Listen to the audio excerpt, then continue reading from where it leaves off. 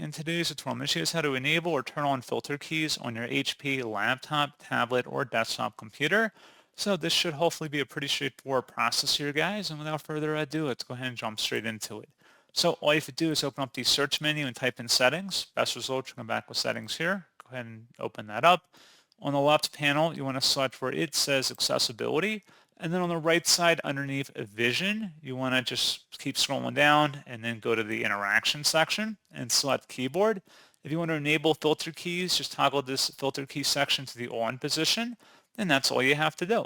So pretty straightforward process on that, guys. And as always, thank you for watching. I do hope that was able to help you out, and I do look forward to catching you all in the next tutorial. Goodbye.